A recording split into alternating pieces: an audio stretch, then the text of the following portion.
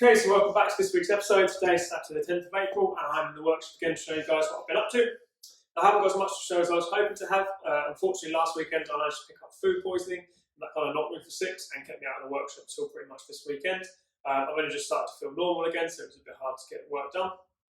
Now I did manage to get the frame sandblasted by Sam at Suffolk Stove Enamelers, so that is now prepped ready to be painted. I need to get that into primer and then start looking at any little imperfections in it before I get the frame painted in satin black. So that will be on my agenda for the next couple of weeks to get that done up and sealed up. I also managed to strip. I had the tank stripped down as I said in the last video. I managed to treat that with a rust treatment, so now I can get that prepped and add into an acid etch primer and then start looking at repairing any dents.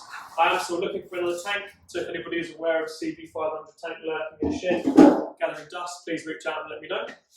I also got the engine back from Mark at High Caliber Coatings last weekend. Some of you may have seen a video I teased of that on Instagram. He's done an amazing job coating it, so let's have a quick look at what he's done there.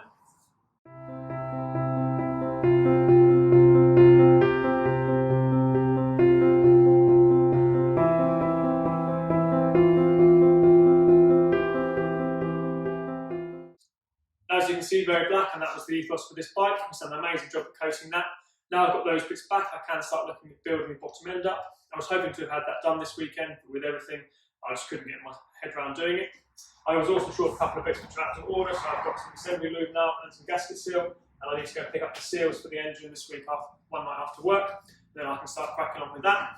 I've got an amazing video which shows me exactly what needs to be done for the process from Matthew at How to Motorcycle Repairs on YouTube. He sent me that free of charge, and I can basically follow that to get the whole thing reassembled. So I'll be taking my time with that and getting it done properly, and then we'll have that hopefully in the frame within a month. So my plan now is, rather than updating all the time to you guys every 2 weeks, I'm going to go offline for a month, get my head down and kind of get on with the process. There's quite a lot of work to be done, and I obviously can film that while I'm doing it and then just release one video of where we're at. Hopefully in a month's time I should have the frame painted, tank painted and the engine completely rebuilt. Possibly even in the frame, we shall see.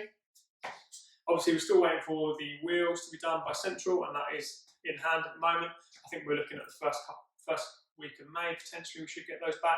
I've also spoken to Danny at Fastenings, who's doing the engineering for the front brake setup. He's on the case with that. They are incredibly busy, and obviously we need to be patient with that. They're doing an amazing thing for us and helping us out massively, so that'll come through soon. The only other thing is when the bits come back from him, I then have to rebuild the front suspension and the front brakes, so that will add a little bit of time to the project, but it's got to be done, so that's not a problem. So what I'm thinking at the moment is we are potentially on track for the end of May, but we shall see. I'm not going to make any promises. I want to take a bit of pressure off the project for myself. I've realised I've been working a little bit too hard over the last 3 months in this lockdown. I didn't anticipate the lockdown to go on this long, and now the world is a little bit less restricted. It would be nice to catch up with some family and friends. So I'm going to carry on with the project with a little bit less pressure. You know, the product will get there at the end. The message is still the same, and it will still be done in Harley's honour. We're still going to be raffling the bike off for an amazing local charity, but there's no need for me to have so much pressure on myself. Once that's done, you know, I finish the bike and I'm happy with the shakedown on it, and it's riding exactly as I want it to be. Then we will release the information for the raffle. So please keep your eyes out for that. It'll be on my social media. I'll be sharing it on Facebook and obviously uploading a video of the finished bike, doing a bit more of an explanation of why we're doing it again. So for now, I have to say thank you for watching. Thank you for anybody that's donated parts or donated to the crowdfunding. We are still going with that, and I am still contacting people for parts, and I'm still amazed at people that are jumping aboard. So again, thanks for watching this video. Please make sure you subscribe to the YouTube channel, share this video with your family and friends so they can see the project, should I say, and what we're up to. And I shall see you guys in a month's time with hopefully a bit more to report.